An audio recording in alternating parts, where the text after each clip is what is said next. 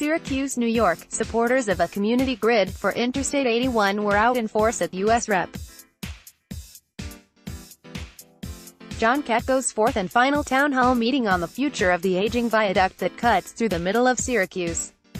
There were twice as many grid supporters who want to see the highway torn down and replaced with an improved street grid as there were those who would like to rebuild the highway or to tunnel under the city. About 20 people spoke in the 90-minute meeting. Katko's last meeting at Fowler High School drew several hundred people and took place within 2 miles of the viaduct, the closest of the 4 meetings Katko has held to the 1.4-mile section of highway at issue. It either needs to be torn down or rebuilt in accordance with federal safety standards. Attendees were divided as to what they'd like to see come of the highway, but they appeared united on one request of the New York State Department of Transportation: hurry up and release the report. Katko hinted during the meeting that he'd heard the report would be coming very soon. He declined to elaborate after the meeting where he heard that, joking that he'd get in trouble if he divulged more details.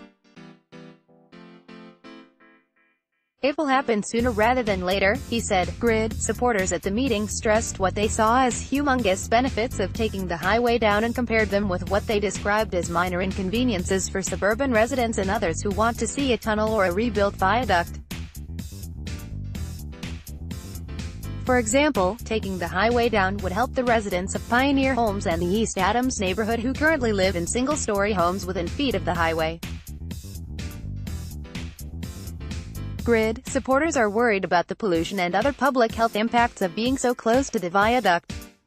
A grid would reknit 2 areas of the city and allow for property now in the highway's shadow to be developed and generate property tax revenue for a cash-strapped city, supporters said. Mayor Ben Walsh, who spoke at the beginning of the forum, has said the highway is sitting between 2 of the fastest-growing areas in the region, downtown Syracuse, which is enjoying high occupancy rates at new apartments and office spaces, and the University Hill, which is home to Syracuse University and other big and growing institutions. If community grid replaces I-81, what happens to the land?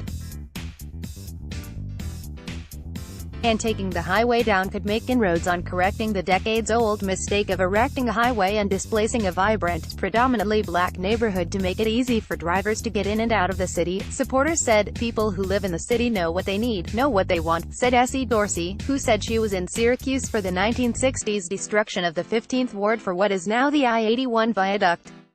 If we say we need a grid, that's what the people in the city need.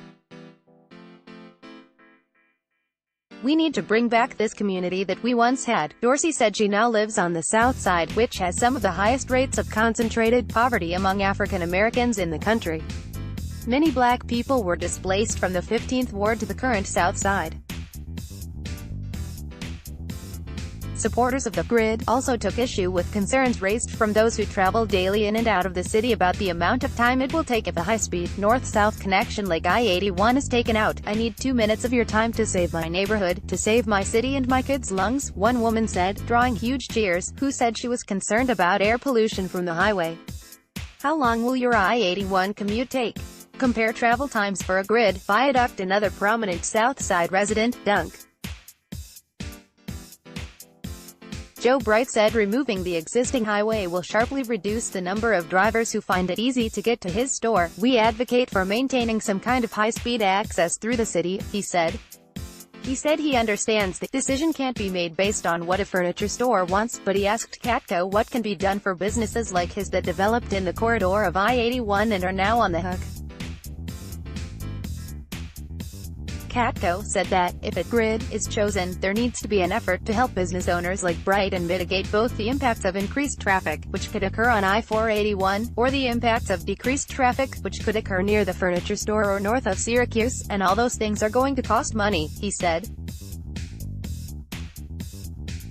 Katko's 3 prior meetings occurred in Auburn, where many public speakers were against the grid, and in DeWitt and Salina, where the audience was split pretty evenly. Once the final meeting was over, he declined again to say which option for the highway he thought was best, saying he sees it as his role to facilitate the conversation more than choose a side. And not all of the information is out yet, with the draft environmental impact statement still up in the air. He said he saw the listening sessions as valuable, however, and hopes the region gets behind whatever option is chose.